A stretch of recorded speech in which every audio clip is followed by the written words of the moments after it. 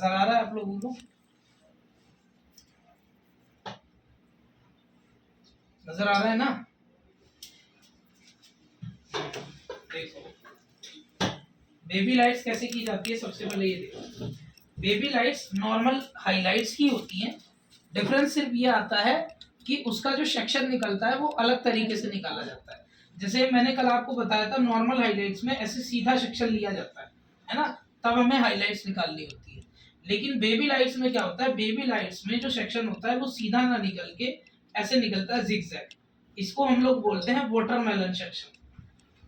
Watermelon section निकाल के आपको हाइलाइट्स करनी होती है, तो उनको बेबी लाइट्स कहा जाता है।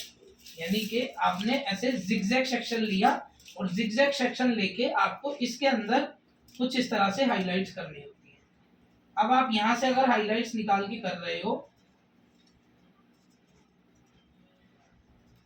तो ये बेबी लाइट्स मानी जाती है। देखो एक तो सेक्शन जिगजैग और आपने हाइलाइट्स निकाल ली। अब अगर मैं इनको यहां से करना शुरू करता हूं तो ये जो टेक्निक है ये बेबी लाइट्स मानी जाती है।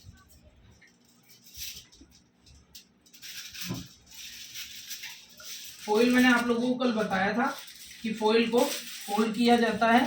फोल्ड करके उस पर ऐसे पहले प्रोडक्ट लगता है ताकि बाल आपका हमसे चिपक सके।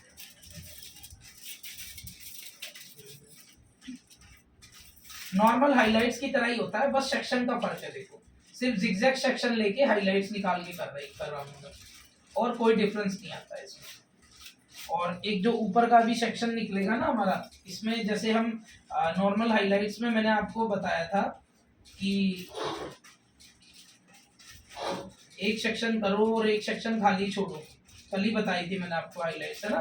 लेकिन बेबी लाइट्स में क्या होता है कि ये जो पहला सेक्शन, सपोज करो मैंने ये पहला सेक्शन लगा दिया, लगाया कैसे, स्ट्रेट सेक्शन नहीं लिया, जिगजैग सेक्शन लिया वाटरमेलन, और उसके अंदर हाईलाइट निकाल के बस बांध दी जस्ट, और कुछ नहीं किया।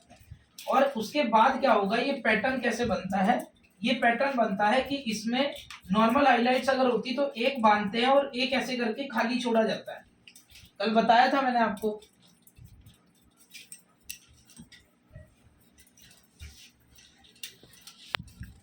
तो नहीं हो रही बात।